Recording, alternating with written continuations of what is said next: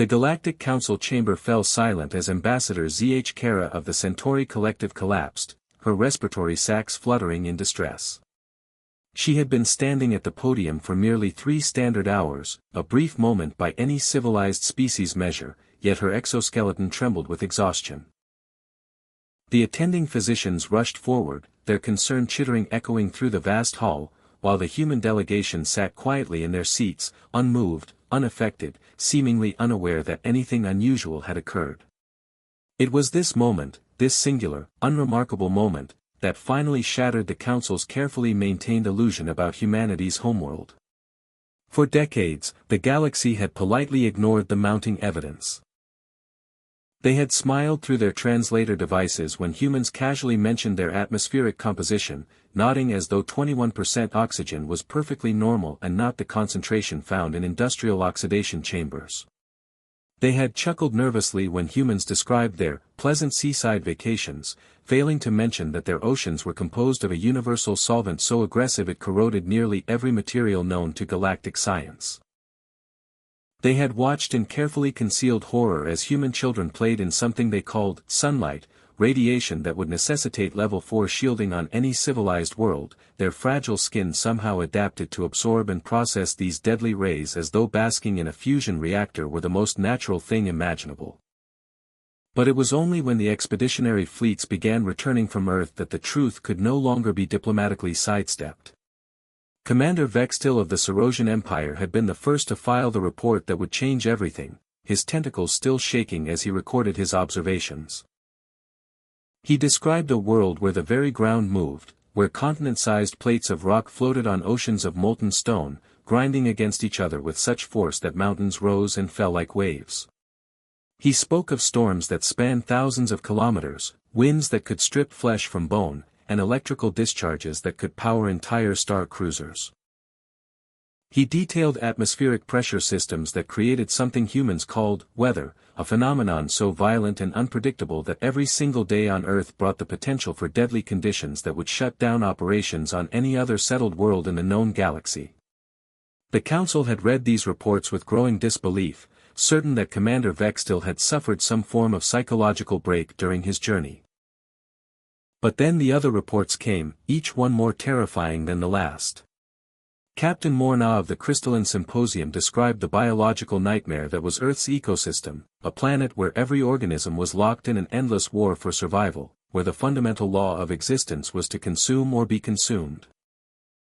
She had documented creatures that hunted with toxins capable of killing beings 50 times their size, plants that could sense and capture prey, microorganisms that waged chemical warfare on scales that made military strategists weep with envy. The humans, she noted with barely concealed terror, sat at the apex of this biological arms race, their bodies walking arsenals of defensive and offensive capabilities that had evolved over millions of years of constant, unrelenting warfare against everything their planet could throw at them. Even the planet's position in its solar system spoke to a cosmic joke of astronomical proportions. Earth orbited a G-type main sequence star, close enough that its surface was bombarded with radiation, far enough that ice ages periodically gripped entire hemispheres. It possessed a moon so massive that it created tidal forces that literally deformed the planet twice daily, dragging quadrillions of tons of water across the surface in an endless, violent dance. The planet's magnetic field, generated by its churning metallic core, was the only thing standing between all surface life and the particle radiation that screamed through space from their parent star, a shield that periodically failed and flipped, as geological records clearly showed. And yet the humans thrived. More than thrived, they had conquered this nightmare world so thoroughly that they considered it beautiful, spoke of it with love and longing, wrote poetry about its sunsets and composed symphonies to its seasons. They had taken the deadliest conditions the universe could randomly assemble and called it home. They had evolved in an environment that treated extinction events like scheduled maintenance, where supervolcanic eruptions and asteroid impacts were merely punctuation marks in the long sentence of survival. When Ambassador ZH Kara finally regained consciousness in the medical bay, her first question was not about her own health but about the humans who had sat so calmly through the entire incident. The attending physician, a Quellan with 7 doctorates in xenobiology, fixed her with an ancient, weary gaze and spoke the words that would echo through the council chambers for generations to come: Earth is not merely a death world, a category reserved for planets hostile to most known life. Earth is the death world, the standard by which all others must now be measured, the hell from which humanity emerged not as victims, but as victors. The revelation spread through the Galactic Council like a shockwave through vacuum, reaching every corner of civilized space within a matter of days. Xenobiologists who had spent careers studying humanity's physiology suddenly understood why their research had been so confounding, why every system in the human body seemed over-engineered, redundant, and unnecessarily robust. The human cardiovascular system, with its high-pressure pump driving oxygen-rich blood through a network of vessels that could stretch for hundreds of thousands of kilometers if laid end-to-end, was designed for an organism that needed to flee from predators or chase down prey across vast distances. Their skeletal structure, calcium-based and capable of withstanding impacts that would shatter the frameworks of most spacefaring species, had evolved to absorb the constant punishment of bipedal locomotion on a high-gravity world where falling meant serious injury or death. Dr. Zenaz of the Biological Consortium had dedicated 40 standard years to studying human immune systems, and only now did the pieces fall into place. Humans weren't just protected by one or two defensive mechanisms like most intelligent species, they possessed a multi-layered biological warfare system that operated on timescales ranging from seconds to years. Their skin, that remarkable organ that the galaxy had always considered rather delicate, was actually an armor system that constantly renewed itself, shedding and replacing millions of cells every hour, creating a barrier against the countless pathogens that called Earth home. Beneath this, their bodies maintained standing armies of specialized cells, each trained to recognize and eliminate threats, some capable of remembering enemies for decades, others designed to sacrifice themselves in kamikaze attacks against invaders. But it was the psychological assessments that truly disturbed the Council's understanding of humanity. Every culture, every species in the known galaxy, operated on certain fundamental assumptions about consciousness and survival. Fear was universal, the instinct to flee from danger was considered the bedrock of evolutionary success, and risk aversion was celebrated as wisdom. Humans, however, seem to have evolved with these principles inverted. When presented with danger, human physiology flooded their systems with chemicals that sharpened focus, increased strength, and suppressed pain, preparing them not for flight but for fight. They called it adrenaline, and they spoke of it with something approaching reverence, some even seeking out experiences that would trigger its release, as though courting death were a form of entertainment. The testimony of Captain Soren Dow, who had spent 6 months embedded with a human exploration crew, painted a picture that defied conventional wisdom about intelligent behavior. He described how humans had voluntarily descended into a volcanic fissure on an uncharted world, laughing as they collected samples from a lava flow that radiated enough heat to melt his ship's hull plating. He recounted an incident where the crew's physician had calmly reset her own broken arm after a cave-in, using nothing but a makeshift splint and what they called gritting through it, a phrase that apparently meant enduring agony through sheer force of will. He spoke of their casual relationship with injury, how they treated wounds that would hospitalize any other species as minor inconveniences, slapping adhesive strips over lacerations and returning to work while their bodies performed the miracle of healing at speeds that seemed biologically impossible. The military observers were perhaps the most unsettled by these revelations. Admiral Korvex, Supreme Commander of the Defensive Alliance, had reviewed countless combat scenarios and strategic simulations, and in every analysis, humans emerged as the variable that destroyed predictive models. Their physical capabilities were merely the beginning of the problem. A human soldier could operate effectively in environmental conditions that ranged from Arctic temperatures that would freeze most species solid to desert heat that would cook their flesh. They could survive for days without water, weeks without food, their bodies cannibalizing their own tissues to fuel continuation. They could lose significant percentages of their blood volume and continue fighting, could sustain damage to major organs and adapt, could function on minimal sleep for extended periods, pushing themselves beyond the point where any rational being would surrender to exhaustion. What terrified the military establishment, however, was not human physical resilience but their psychological relationship with conflict. Every species in the galaxy understood war as a last resort, a failure of diplomacy, something to be concluded as swiftly as possible with minimal casualties. Humans approached warfare as they approached everything else on their Deathworld, with a grim determination that transcended rational cost-benefit analysis. They had a saying, victory or death, and historical records suggested they meant it literally. Their archives were filled with accounts of small groups holding positions against overwhelming odds, of soldiers throwing themselves on explosive devices to save their companions, of pilots steering damaged craft into enemy targets rather than ejecting to safety. They had weaponized self-sacrifice, turned it into a tactical doctrine, and celebrated those who embraced it as heroes. The Council's anthropologists struggled to explain how such a species had achieved civilization at all. On every other world, intelligence had evolved as a mechanism to avoid danger, to outthink predators and environmental hazards. Humans had certainly developed intelligence, but they had also retained something that should have been discarded millions of years ago, something primal and terrifying that surfaced when they were pushed to extremes. They called it different names across their various cultures: fighting spirit, warrior's heart, the will to survive.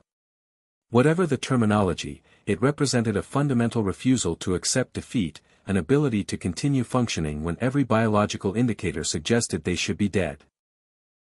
The medical files were full of cases where humans had survived injuries that physics said should be fatal, had recovered from diseases that should have been terminal, had endured traumas that should have broken their minds but instead made them stronger. The turning point came during the Kreenax incident, an event that would fundamentally reshape the galaxy's perception of humanity and their Deathworld origins. The colony of Theta Persei 7 had been established by the peaceful Kreenax Collective, a species known for their mathematical genius and philosophical temperament, utterly unprepared for the reality that the universe occasionally spawned horrors beyond calculation. When the void-born swarm emerged from the darkness between stars, their hunger indiscriminate and their numbers infinite, the Kreenax sent their desperate plea for aid across every available channel, knowing that their pacifist society had neither the weapons nor the temperament to resist such an onslaught. 17 species received the distress signal. 16 began calculating response times, debating force commitments, forming committees to study the situation and determine appropriate intervention levels while maintaining acceptable risk parameters. The humans, monitoring the emergency channels from their embassy station, did something that would be analyzed in military academies for generations to come: they moved. Within 2 hours, the human rapid response fleet had departed their staging area. Within 20 hours, they had crossed distances that should have taken days, their crews pulling gravities during acceleration that would have rendered any other species unconscious. Within 48 hours, they arrived at Theta Persei 7, where the Kreenax colony had already fallen silent, and a void-born swarm was spreading across the surface like a cancer. Commander Sarah Chen, leading the first wave of dropships into the swarm, delivered a transmission that would be quoted across 1,000 worlds: "This is humanity, coming from the Deathworld. We know what it means to fight for survival. We know what it costs. And we know how to win." Her voice carried no bravado, no theatrical heroism, just the flat certainty of someone who had been born into a universe that tried to kill her every day and had learned to kill it back. The dropships descended through atmospheric entry that turned their hulls white-hot, through void-borne anti-air fire that would have discouraged any rational military force, through conditions that violated every safety protocol in the Galactic Military Handbook. The humans called it a hot landing, and from the screaming laughter in their communications chatter, they seemed to consider it exhilarating. What followed was not a battle in the way the galaxy understood such things. It was an extinction event, humanity reverting to the fundamental truth of their evolution: on Earth, you adapted or you died, you hunted or you starved, you fought with everything you had or you became food for something else. The human soldiers moved through the void-born swarm like immune cells attacking a pathogen, their tactics refined by millions of years of warfare against everything their planet could spawn. They used weapons that other species considered excessive, firing explosive rounds at rates that seemed wasteful until you understood that humans had learned to fight creatures that didn't die easily, that kept coming even with fatal wounds, that had to be stopped with such overwhelming force that continuation was physically impossible. The Kreenak survivors, huddled in their emergency shelters, watched through security feeds as humans did something incomprehensible. They went toward the danger. When a void-born warrior caste broke through a defensive line, humans didn't retreat to regroup, they charged forward to meet it. When ammunition ran low, they switched to melee weapons, and when those broke, they used whatever was available, including their own bodies as blunt instruments. Sergeant Marcus Torres was recorded on 17 different security feeds punching a void-born soldier to death after his rifle jammed, his power armor amplifying blows that shattered exoskeleton and pulped internal organs, his voice screaming defiance that needed no translation. The concept of acceptable casualties existed nowhere in the human tactical doctrine. They fought for every meter of ground, for every civilian shelter, for every Kreenak's life as though it were their own. When Private Amanda Rodriguez was cut off from her unit, surrounded by void-born in a residential sector, she didn't call for extraction or surrender. She triggered the self-destruct on her ammunition reserves, taking out the entire sector and 200 void-born soldiers, buying time for Kreenak civilians to evacuate through service tunnels. Her final transmission was 8 words, "Tell my family I did my duty." Rodriguez out. The Kreenaks later erected a monument in that sector, though they never truly understood why the humans didn't seem to consider her sacrifice tragic, but heroic. 73 hours after insertion, the void-born swarm was eliminated. The human forces had suffered 38% casualties, numbers that would have broken any other military force, numbers that represented catastrophic failure in every tactical manual except Earth's. But when Commander Chin stood before the Kreenak survivors, her armor scorched and dented, her face gray with exhaustion, she simply nodded and said, "This is what we do. This is what our world taught us. We survive, and we make sure others survive too." The Kreenaks, a species that had spent millennia believing that violence was the domain of the primitive and the unenlightened, realized in that moment that perhaps the universe required different kinds of strength, and that the humans, forged in the crucible of history's cruelest Deathworld, possessed something that no amount of philosophy could replicate. Word of the Kreenaks incident spread through galactic civilization like fire through oxygen-rich atmosphere, and with it came a fundamental recalibration of humanity's position in the cosmic hierarchy. The species that had been viewed with polite condescension, primitive beings who had barely mastered faster-than-light travel, were suddenly recognized for what they truly were, survivors of an ordeal that made every other species' evolutionary journey seem gentle by comparison. The aftermath of Theta Persei 7 forced the Galactic Council to confront uncomfortable truths about the universe they had constructed for themselves. For thousands of years, galactic civilization had operated on principles of rational self-interest, careful risk management, and the fundamental belief that intelligence meant avoiding danger rather than confronting it. Conflicts were resolved through economic pressure, diplomatic maneuvering, and when absolutely necessary, carefully calculated military interventions designed to minimize casualties and maintain stability. It was a system that worked beautifully when all participants shared the same baseline assumptions about the value of individual life and the primacy of survival. Humanity had just demonstrated that they operated on entirely different principles, principles written in the genetic code of every human cell by 4 billion years of unrelenting combat against their own planet. The xenopsychology departments across the galaxy went into overdrive, desperate to understand what made humans fundamentally different from every other spacefaring species. Dar. Veltana of the Empathic Institute published her groundbreaking study on human childhood development, and the findings disturbed the academic community to its core. Human children, she discovered, engaged in something called play that was fundamentally different from the educational socialization practiced by other species. Human juveniles routinely tested their physical limits, deliberately placed themselves in situations of controlled danger, and seemed to derive pleasure from activities that simulated the life-or-death struggles their ancestors had faced. They climbed structures they might fall from, they competed in contests that risked injury, they told each other stories designed to frighten, and through all of this, they were learning something that couldn't be taught in any classroom.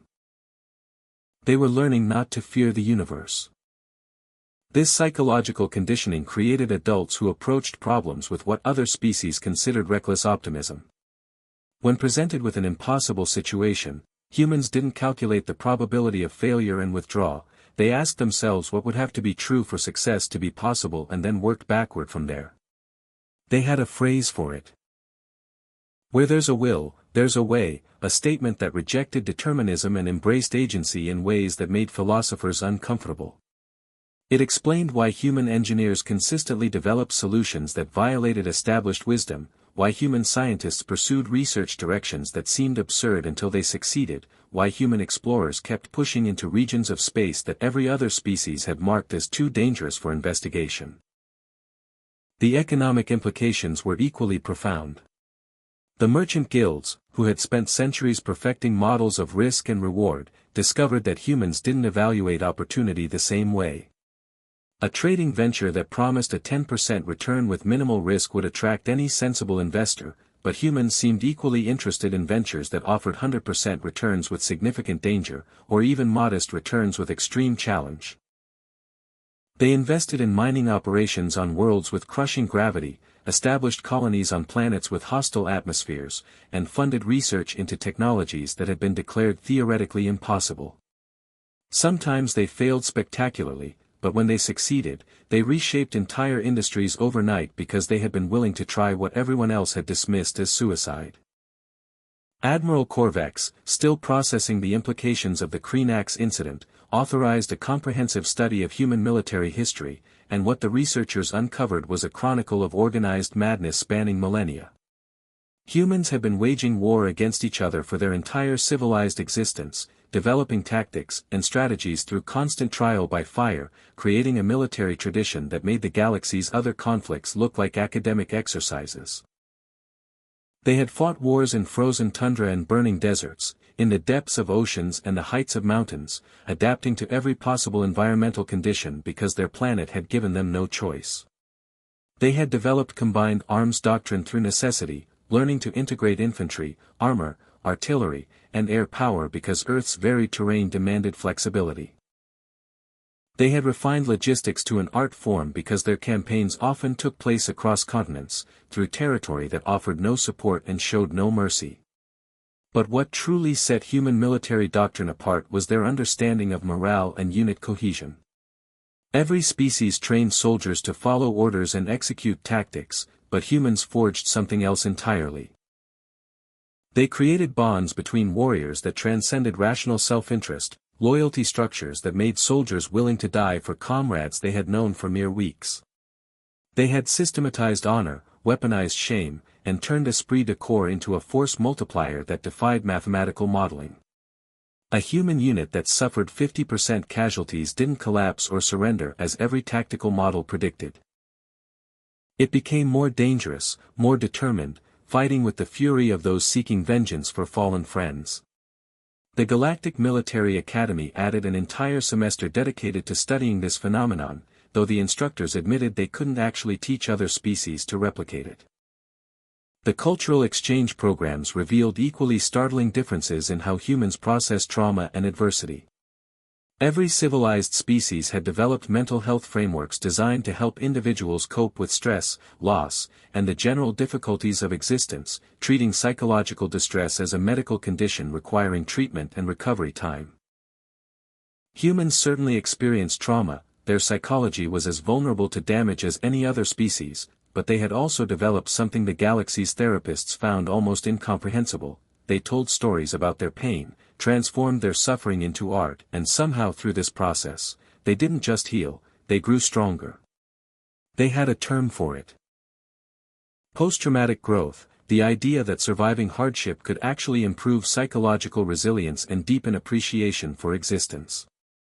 Their literature was filled with narratives of individuals overcoming impossible odds, their music celebrated struggle and triumph in equal measure, their visual arts depicted both the beauty and horror of their death world with unflinching honesty. When a human read about ancient warriors standing against overwhelming forces, or listened to songs about survivors enduring catastrophe, they weren't consuming entertainment, they were absorbing a cultural inoculation against despair. They were learning, generation after generation, that suffering was not the end of the story but the middle, that defeat was only permanent if you stopped fighting, that the universe might be cruel and indifferent but human will could bend it toward purpose and meaning. The final transformation in how the galaxy viewed Earth and its inhabitants came not from another military triumph or technological breakthrough, but from something quieter and far more profound.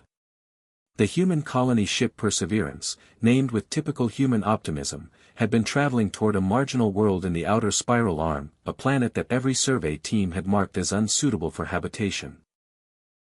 Too cold, too volatile, too distant from established trade routes, it was the kind of world that sensible species avoided. The humans had looked at the same data and seen opportunity, or perhaps they had simply seen another challenge to overcome, another environment to conquer as their ancestors had conquered Earth. The Perseverance carried 40,000 colonists, families who had volunteered to spend their lives building something new in a place that didn't want them. Among them was Dr. James Wu, a xenobiologist who had spent decades studying how Earth's extreme conditions had shaped human evolution.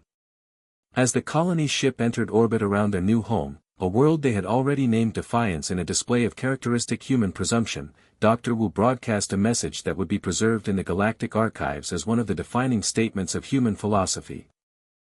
To our friends in the galaxy who watch with concern as we descend to this harsh world, he began, his voice carrying the weight of accumulated years and hard-won wisdom, we know you don't understand why we choose difficulty over comfort, why we seek out challenges instead of avoiding them. Let me tell you about Earth, about the Deathworld that made us what we are. Our planet tried to kill us in every way physics and biology could devise, and every time we survived, we became stronger. When ice ages came, we learned to make fire and sew clothing. When predators hunted us, we learned to hunt them back.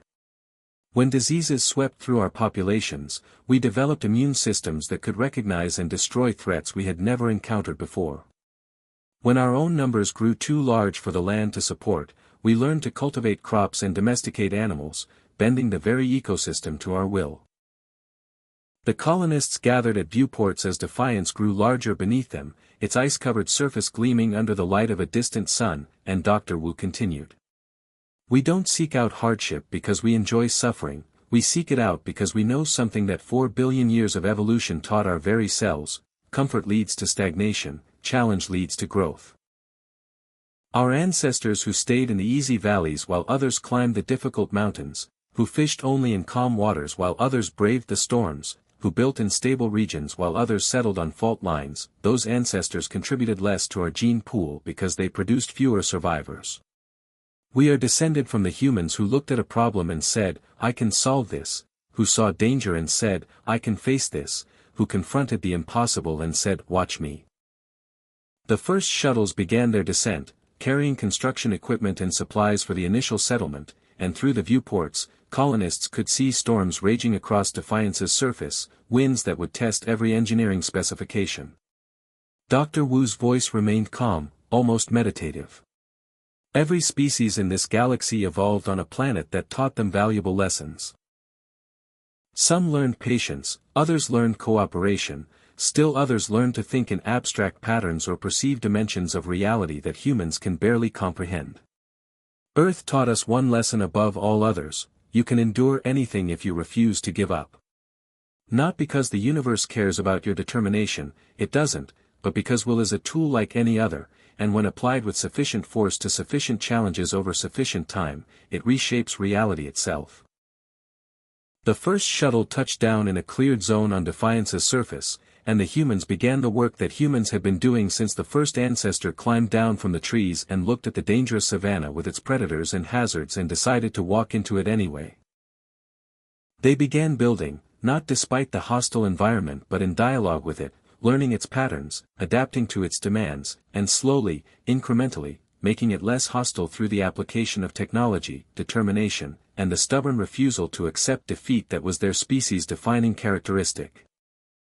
In the ages to come, Dr. Wu concluded his message, humanity will spread across the galaxy not as conquerors but as gardeners, taking worlds that others consider worthless and making them bloom.